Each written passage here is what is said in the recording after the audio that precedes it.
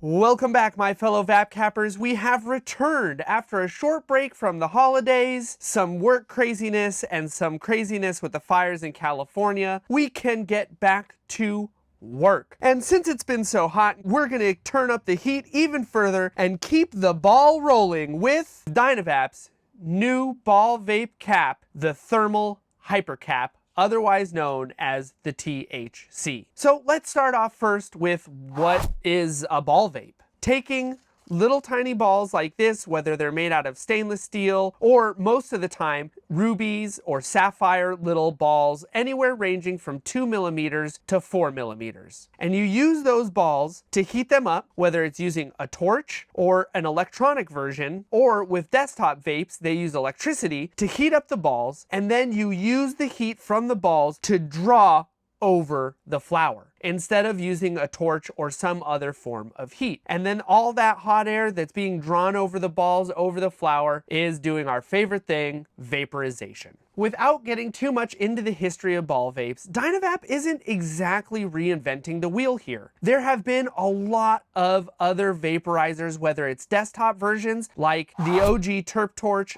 Cannabis Hardware B1, or some of the newer ones like Vatbana's Screwball, or torch-powered ones like the Tempest, the BFG, and the Stunner, which have all been around for a while. DynaVap has finally thrown their hat into the ring to enter the ball vape game market. And the way they did it is actually kind of interesting. I was worried that it would just be the same old, but they've actually taken it a step further and given you some adjustability in some different styles of ball vape heating, as well as some different styles of media. Now that we've kind of gone over the overview, let's jump right into it and talk about the THC Thermal Hyper Cap.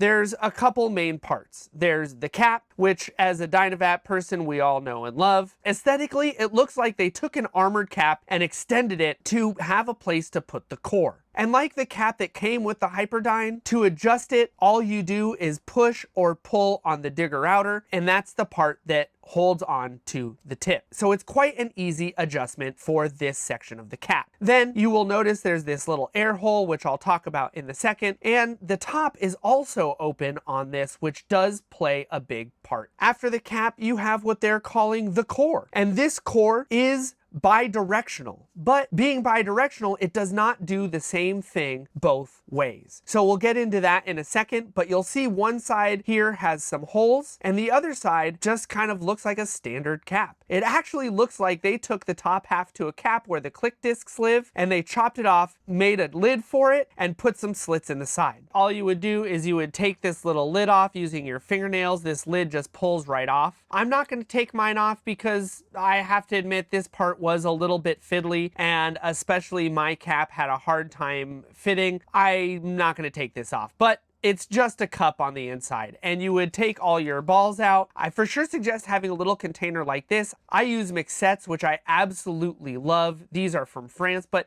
it's basically just a little leather dish. You can use any cup. You would just take the lid off, dump all your media out, which in this case is going to be green sapphires, which they have put in there to stick with the DynaVap brand. You would dump your balls into the little dish, take the little dish to safely store your balls in another container or a little plastic baggie like this, and then you would reverse the process. I take these little balls, put them inside the leather dish, and then empty them into the core. And it's really fun to change media because you do get a different vibe from the vape depending on the media you use. As a torch user, I'm keeping the sapphires inside, are a lot better with the torch in my opinion. You can use the stainless steel inside, but this is basically for induction heating. Since sapphires aren't induction compatible, this setup doesn't really work inside of induction heaters. I really hope that DynaVap will sell extra core blanks. That way I can have two cores, one with the sapphires and one with the induction, to do that. And I haven't really been using the induction ones so far with an induction heater because I actually don't have an induction heater that works with the Hyperdyne at the moment. I've been thinking about picking up a wand just to give it a go, but that's a whole other thing. Let's get back to it. So then you have the core with your media inside, and once it's all full, you'll put the cap back on, and this is the cartridge you have. Now that we've talked about the parts, let's talk about what the two sides of the core do. On the top side with these holes, when you put it inside of the Hyperdyne, what you're going to also want to keep in mind is lining these air slots up to the air slots on the outside. And this is another part that was a little fiddly for me, and I wish DynaVap would do some improvement on, is it was actually quite difficult to get the holes to line up with the slot in the cap. And once the core is in there, it's very difficult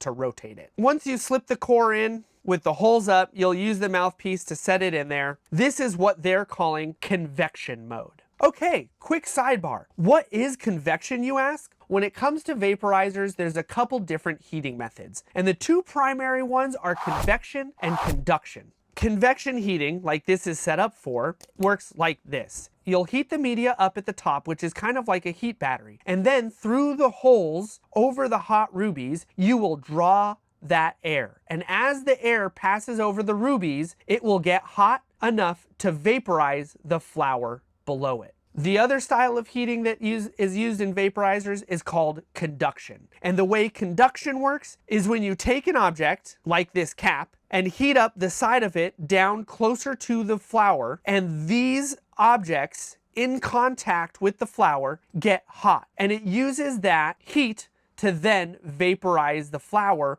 with direct contact. And so that brings me to the next mode of heating with the DynaVap. So what you're going to do if you want to switch modes, you're going to just take your mouthpiece, you're going to poke it down in the top, and you're going to get the cap to come out. I've noticed for mine, sometimes I need an extra little push to get it when it comes out from convection mode, and I don't seem to have that when I have it the other way. Let's talk about the other mode.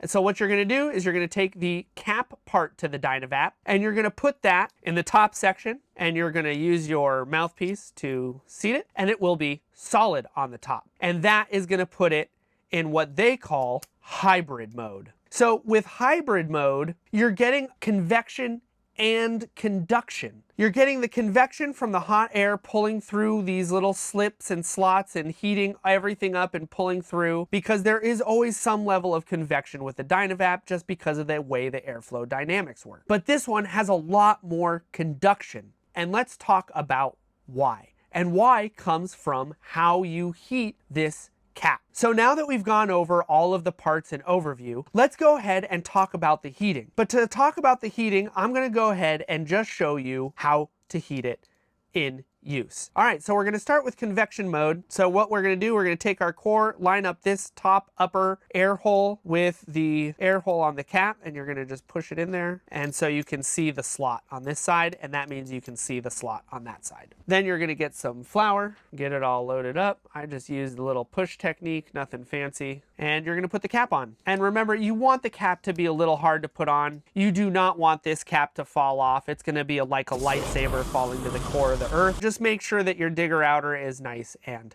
tight, because this thing is going to get hot. Okay, so now that you have your cap on, you're going to grab a torch. I like using the Firefox at about a quarter setting. I have used the PB207 with this, but I feel like it's just a little small, and the big cap with these balls needs a little more extra oomph just to get going. So when you have it in the convection mode, what you're going to do is you're going to actually heat it up here where the hole is, and you're going to kind of blast the torch in, because the goal here is to get the balls hot, because this is a ball vape now. So we want to get those balls super hot. So let's get the Firefox going, and I'm going to just shoot it in there, and I'm going to get both sides and kind of give it a little rock to get the outside metal hot as well, and really make sure I'm just getting in there with those balls.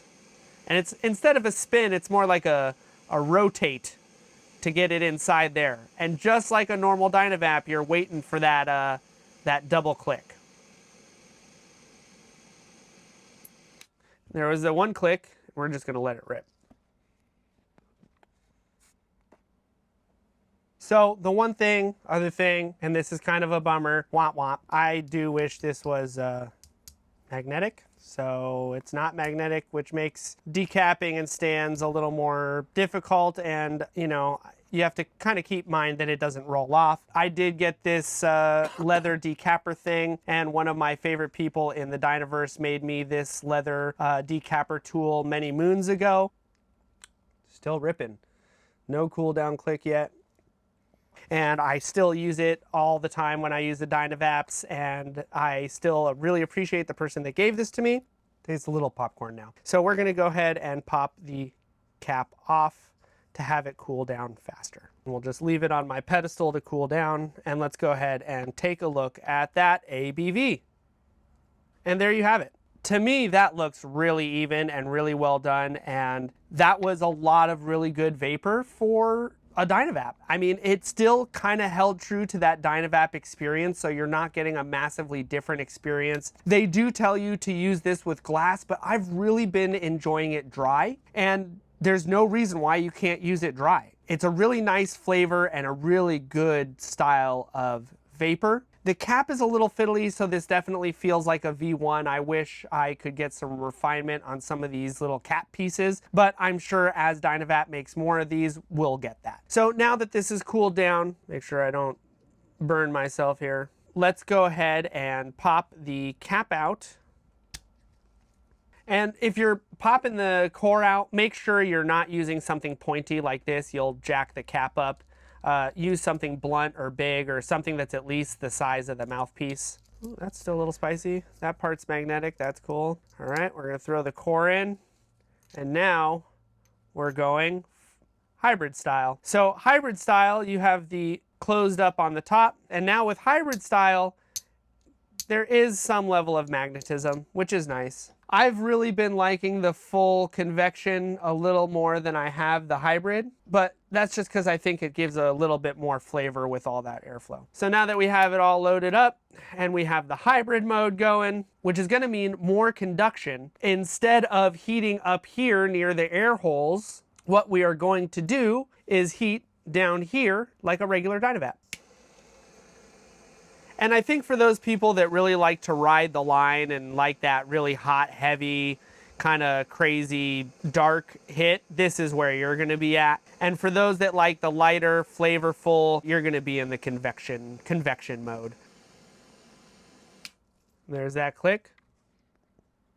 Wow. Oh, dang. What a heavy hit. That was crazy. We might have pushed it a little too far on that one. Let's go ahead and take a look at the ABV. Oh man, I don't think I combusted, but boy, did that get close. Oh yeah. I'm glad I stopped hitting it because we were right on the line. I think if I had kept hitting it, I probably would have combusted with that. So you can get that far with this. I mean, I don't typically ever push it this far, but I mean, look, I know some of you are gonna be like, oh, you just combusted, whatever, but there's no white. There's no white. It's just really dark. Little black, but yeah, that was like the farthest I've ever hit a DynaVap, pushed a DynaVap. I'm surprised I didn't die from my throat, so I guess that's just speaks to how smooth the vapor is. So for me, definitely like the convection mode more. And for people that really like that ride the line, super hot hit, well, then the hybrid mode is going to be for you for sure, because it's a real heavy hit. I know a lot of you are going to ask me, how does this compare to the BFG, the Stunner, the Tempest, the this, the that, the other thing? And I will just say this. Compared to the BFG and the Stunner, I have always felt that those devices are just a little unrefined. And the fact that they don't really have an indicator has always been kind of something that's been a little frustrating to me, even though I put up with it with something like the Vatman. With those devices, I just really feel like they needed the indicator. And with the Tempest and the time that I did get to use it, I was actually not impressed. And while yes, it does work and it does chuck clouds and it does all the things, I just haven't been a fan of their ecosystem and their stems. When it comes to it in this category, right now the Hyperdyne for me with this cap is the winner in the torch ball vape setup. Now, if you don't have a ball vape, would I say the Hyperdyne is the first stop? Debatable. I mean, desktop ball vapes really are the pinnacle of vaping in my opinion, but you can't take those with you in your pocket, on the go, on the road. If you already have a Hyperdyne or you already have a DynaVap and you really like the DynaVap ecosystem, this is a great direction to go in if you want that extra heavy hit. With some refinement and maybe a little updates, I think the Hyperdyne cap could really be a good place for DynaVap finally getting those big anvil level hits. That's it for the thermal Hyper Cap. Thanks for sticking with us in this new year. I'm really excited for all the new content to be coming up, and we're gonna kick it into high gear and really make it a fun adventure. And as always, stay lifted. Psst, come hang out with us on Discord. Keep an eye out for some merchandise coming to an internet near you.